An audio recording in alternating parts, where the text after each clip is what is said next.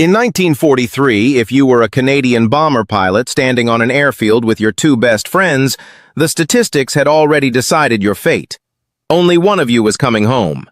This wasn't a battle in the traditional sense. It was a lottery, a death lottery rigged by physics, geography, and ruthless mathematics. The survival rate for a bomber crew member in the RAF Bomber Command was 44%. To put that into perspective, a soldier in the trenches of World War I had a statistically better chance of surviving the war than a Canadian boy flying over Germany at night.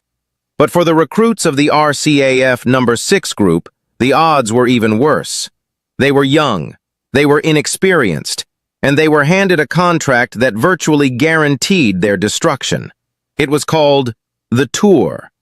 On paper, it sounded manageable. 30 missions to complete a cycle of duty. Do 30 nights over hell, and you get a break.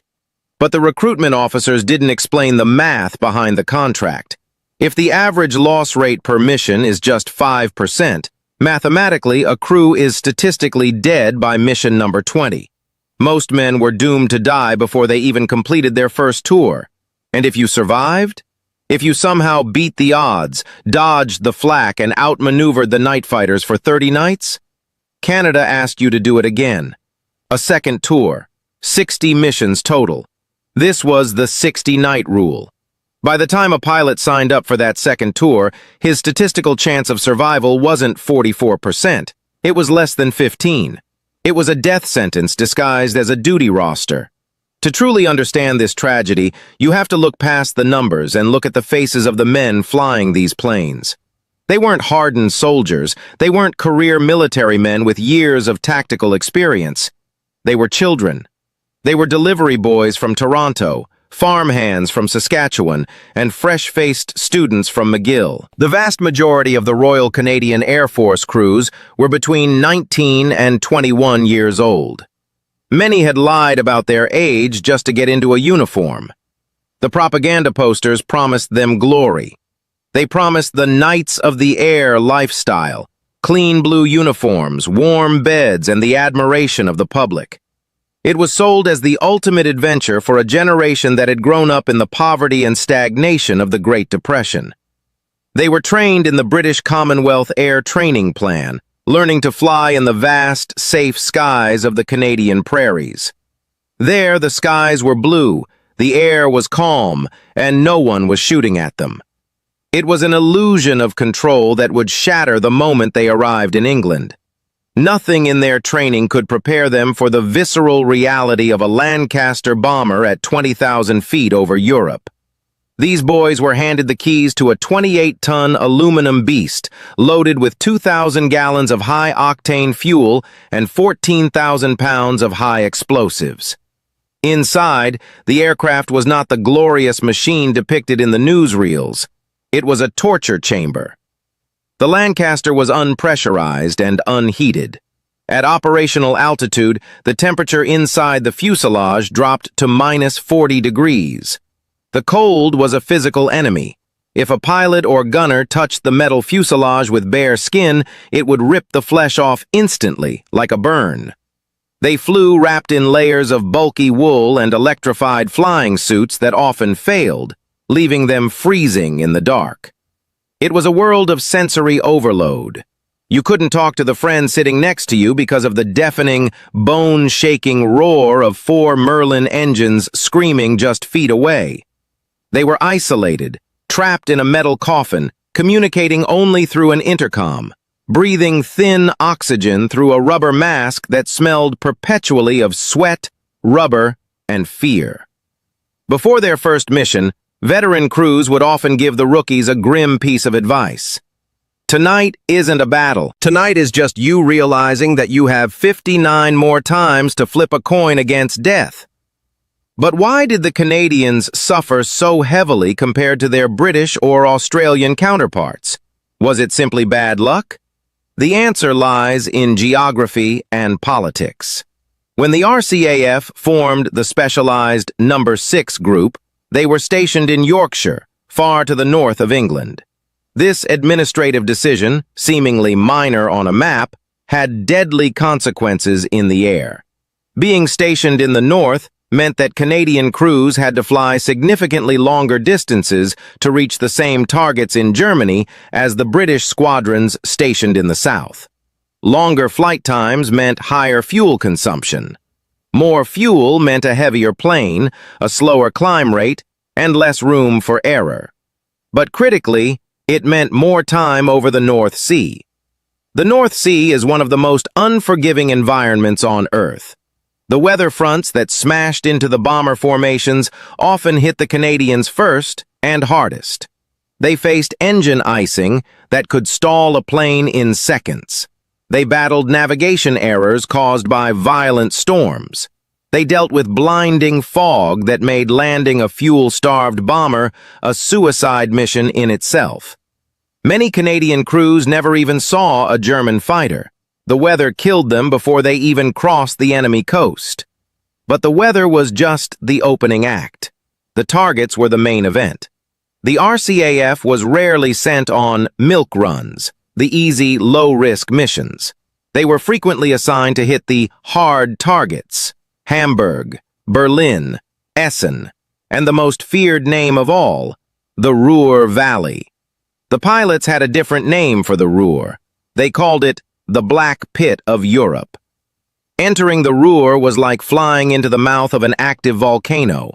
The German military defended this industrial heartland with over 20,000 anti-aircraft guns and vast belts of searchlights capable of blinding a pilot from miles away. For the young Canadians, tasked with flying these heavy, slow-moving giants straight into the pit, courage was often irrelevant.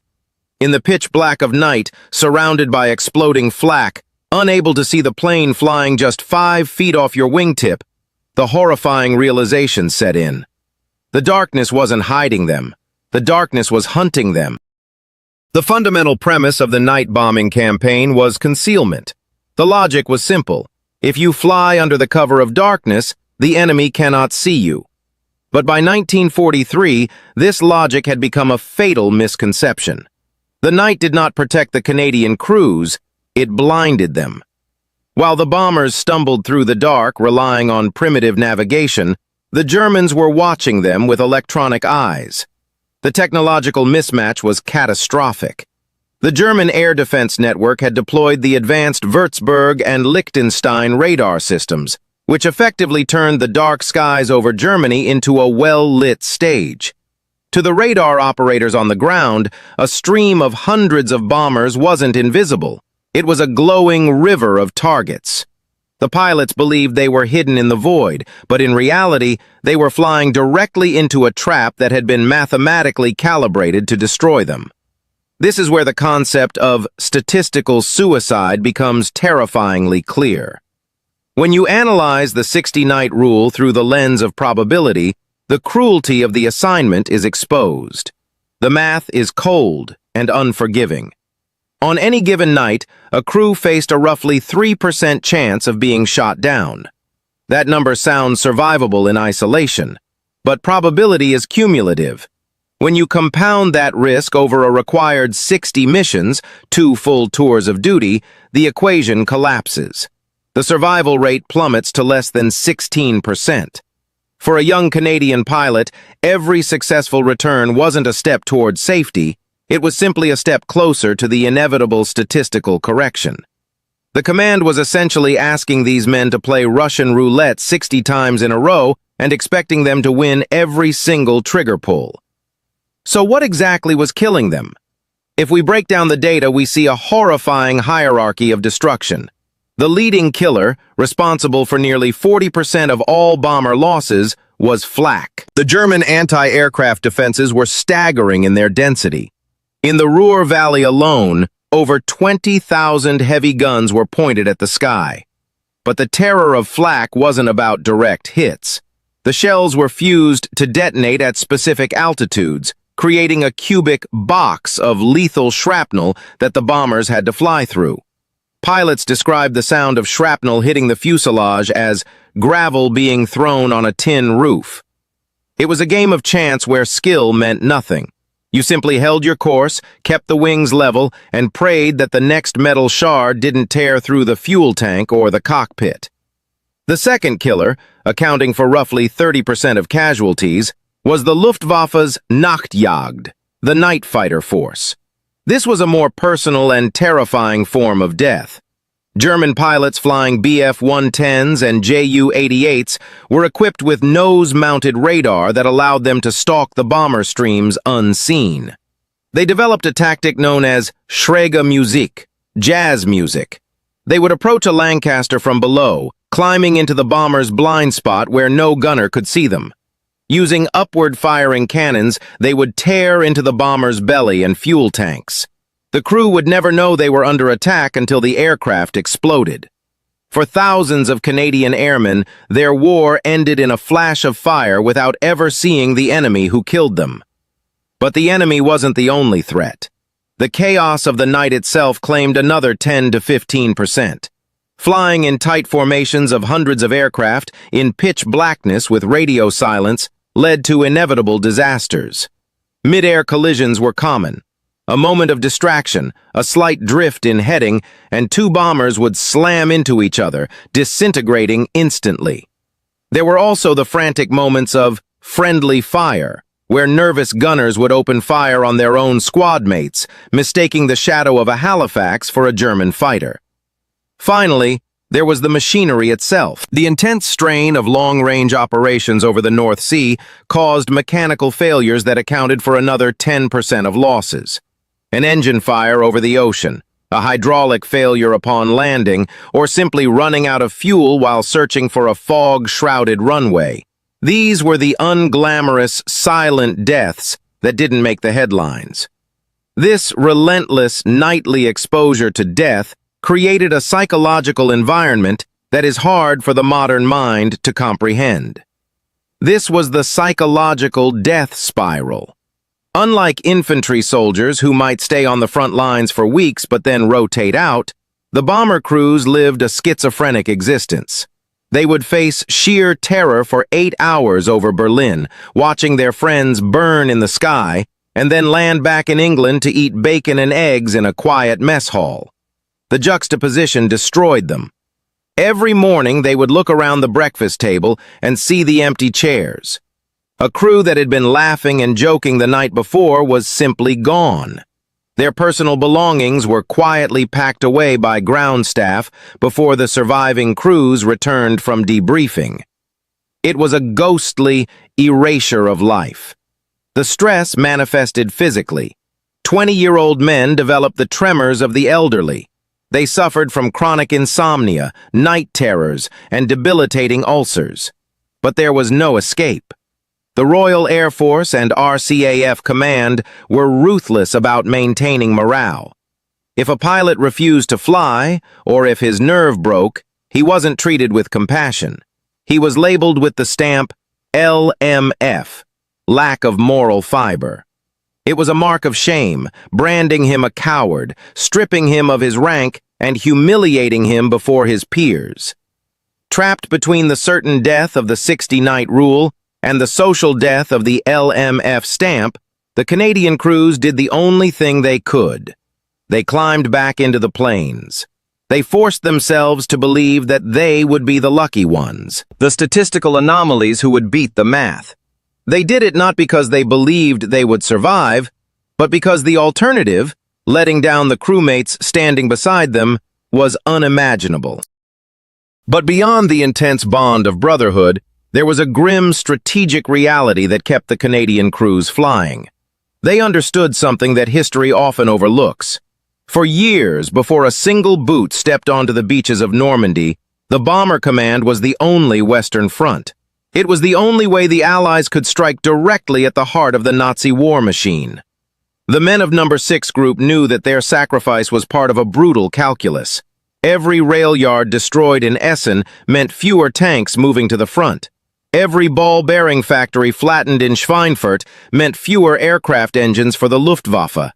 And most importantly, every night they drew the German fighters and flak guns into the sky over Berlin meant those guns weren't pointing at the infantry preparing for the invasion of France. The logic was terrible but simple. If we don't fly, the boys on the ground will die. They were trading their lives in the air to buy survival for the soldiers who would eventually storm the beaches of D-Day. They were the battering ram, smashing themselves against the fortress of Europe so that others could eventually walk through the ruins. However, history forces us to ask the bitter question. Did Bomber Command win the war at an unacceptable cost? No other Allied campaign saw a higher casualty rate. The 60-night death sentence was not a myth. It was a statistical reality that decimated a generation. For a nation like Canada, with a population of only 11 million people at the time, the loss was staggering. Over 10,000 Canadian airmen were killed serving in the Bomber Command. These were not just numbers on a casualty list. They were the country's best and brightest. University students, young professionals, the future leaders of a nation, wiped out in the freezing skies over Germany. The tragedy is compounded by the silence that followed. For decades, the bomber crews were not celebrated like the fighter pilots of the Battle of Britain. The morality of area bombing, the destruction of entire cities, became a subject of intense debate. The men who survived the 60-night lottery returned home not to parades, but to a quiet, uneasy peace, carrying the physical and mental scars of what they had seen and what they had done. In the end, the story of the Canadian bomber crews is not just about the horror of war or the cold mathematics of survival. It is a story of an impossible duty accepted by the very young. They walked out to their planes night after night, watching the odds of survival drop toward zero, and they started the engines anyway. The 60-night death sentence was real. It was a contract signed in blood. And while the strategy remains controversial, the courage of the men who fulfilled that contract remains undeniable. They faced a mathematical certainty of death, and in doing so, they helped save the world.